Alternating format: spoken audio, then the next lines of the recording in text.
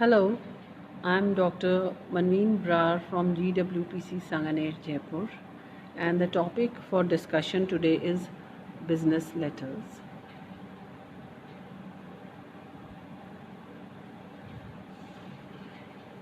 I have talked about the format for personal letters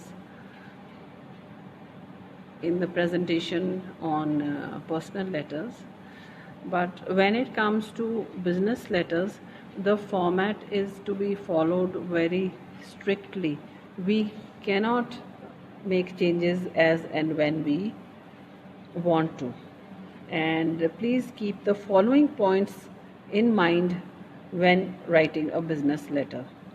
The prescribed format should be strictly followed, and a use of colloquial words, hi, hello, abbreviations, and slang language should be avoided.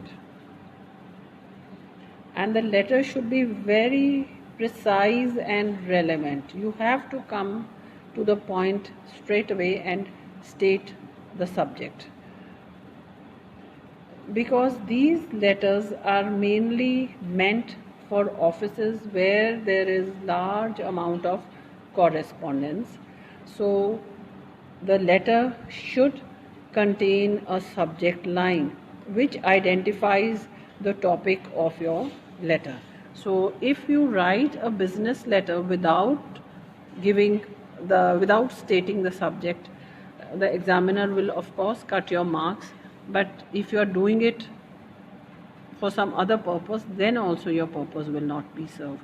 So please remember, the subject line is very crucial. The format of a business letter is as follows. If you're writing the letter on a letterhead, then the sender's address is always there. But if it is not on a letterhead, then make sure the sender's address, which should consist of the physical address, the contact details of the sender, including the email and contact number, should be very clearly and legibly printed. This is to be followed by the date, and then the receiver's address, the office, the business address the letter is meant for.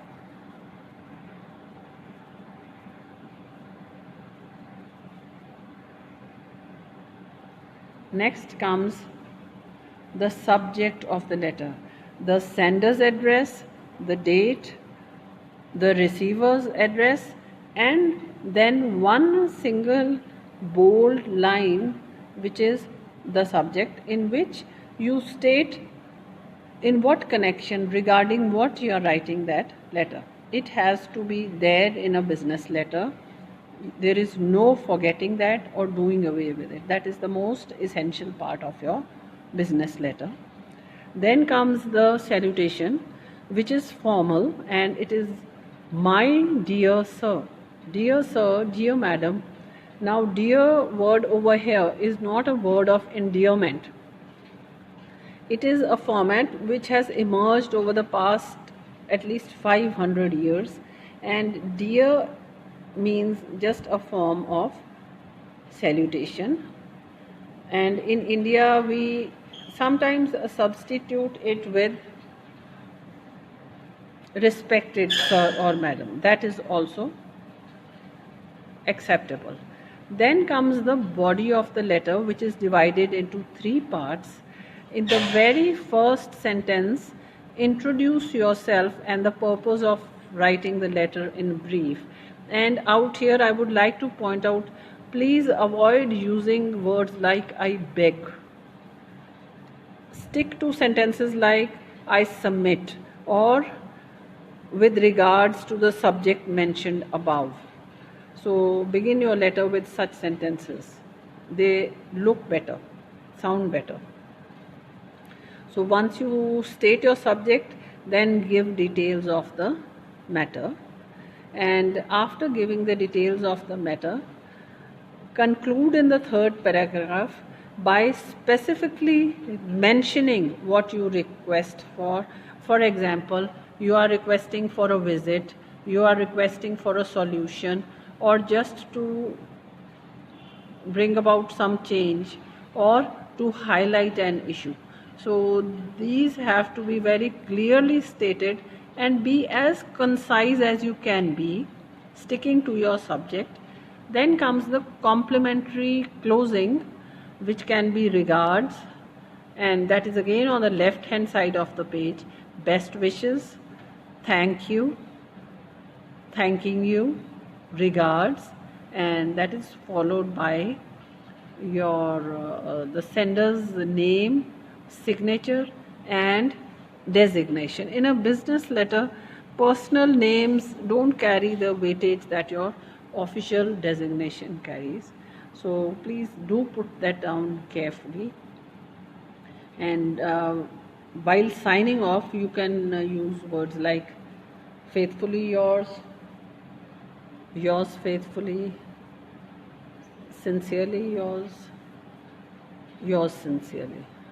No other sentence of affection or endearment is to be used in a business letter. Now let's have a look at the format.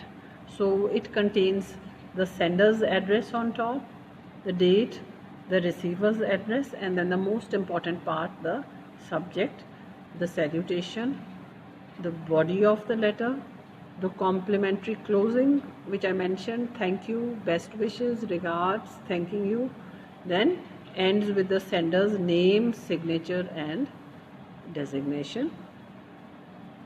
Here is an example. Write a letter to the manager, Oriental Insurance Company, New Delhi, telling him to send a supervisor for insurance cover of factory and godown which has been set up in Sitapura, Jaipur.